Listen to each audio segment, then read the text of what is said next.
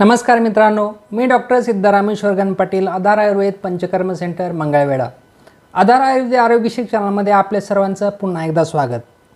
नेहमीप्रमाणे आजही आपण एक विषय चर्चेसाठी घेऊन आलो आहे. आजचा विषय आहे एरंड तेल. एरंड तेल का घ्यावं, किती प्रमाणामध्ये घ्यावं, कोणी कोणी घ्यावं, त्याचे कार्य काय आणि त्याचे फायदे आपल्याला कोणते मिळतात हे आपण थोडक्यामध्ये बघणार आहोत.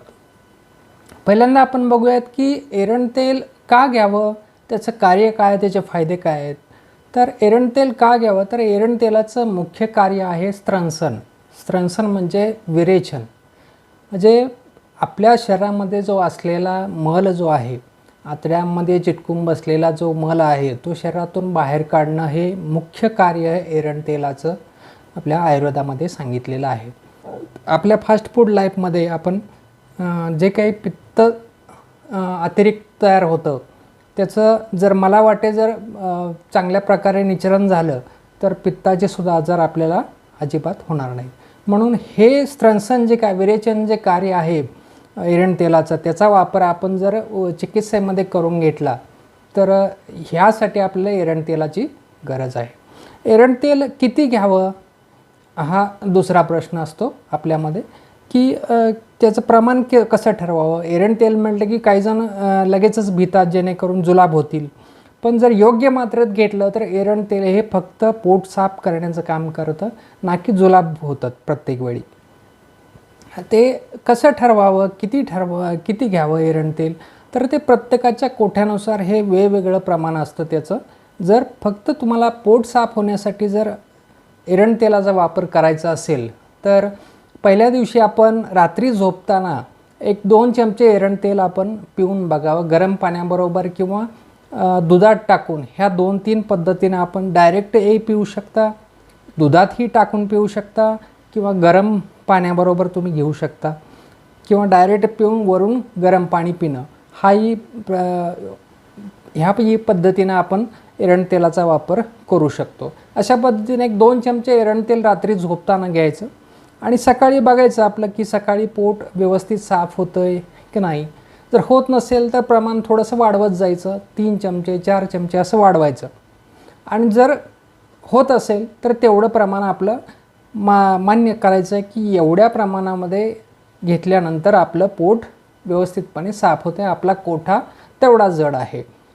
प्रत्येकाचा कोठा वेगवेगळा असतो, त्याप्रमाणे मग 2 चमचे किंवा 3 चमचे किंवा 4 चमचे आपल्याला किती लागतं हे आपण ते वापरून हे ठरवू शकतो. हे कशासाठी झालं तर पोट साफ होण्यासाठी.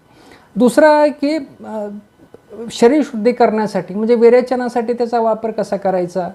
तर सुट्टीच्या दिवशी आपण एक दिवस सुट्टीचा जो विश्रांतीचा मिळेल त्या दिवशी सकाळी जर आपण 20 ते 25 मिली किंवा 30 मिलीपर्यंत, प्रत्येकाचा कोठा जरा थोडं कमी जास्त असेल त्याप्रमाणे 20 ते 25 मिली एरंड तेल हे थोडंसं गरम करून थंड झाल्यानंतर कोमट असताना गरम पाण्याबरोबर किंवा गरम दुधाबरोबर जर पिलं तर 1-2-3 तास गेल्यानंतर आपल्याला साधारण 3-4 वेळा जुलाब होतात, 5-6 वेळा जुलाब होतात, ज्यामधून जे शरीरात अतिरिक्त असलेला जो मल आहे, अतिरिक्त साठलेलं जे पित्त आहे ते मला वाटे सन्नस वाटे पूर्ण बाहेर पडून जातं आणि शरीराची शुद्धी होते.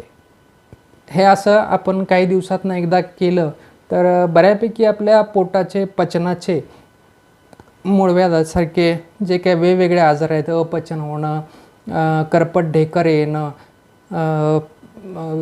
ह्यासारखे जे काही पोटाचे आजार आहेत ते आपल्याला होणार नाहीत. त्यासाठी जर आपण काही दिवसातनं हे शरीरशुद्धी जी जुन्या काळामध्ये केली जायची, ढाळ घेतली जायची, त्या पद्धतीने जर घेतली तर एरंड तेलाचा वापर हा अगदी सार्थ ठरू शकतो.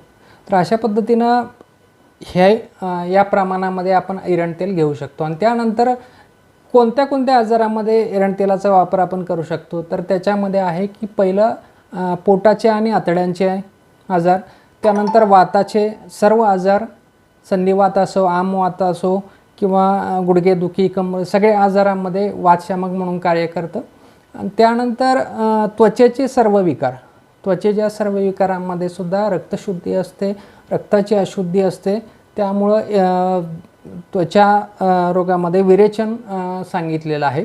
त्यामुळे एरंड तेलाचा वापर त्वचा रोगामध्ये सुद्धा खूप चांगल्या पद्धतीने होतो. त्वचा रोग कमी होण्यासाठी त्याची खूप चांगल्या पद्धतीने मदत होते. तर अशा पद्धतीने एरंड तेलाचा वापर योग्य पद्धतीनं आपल्या आजार जे आहेत साधे त्या आजारांमध्ये करून त्याचा फायदा करून घेतला पाहिजे.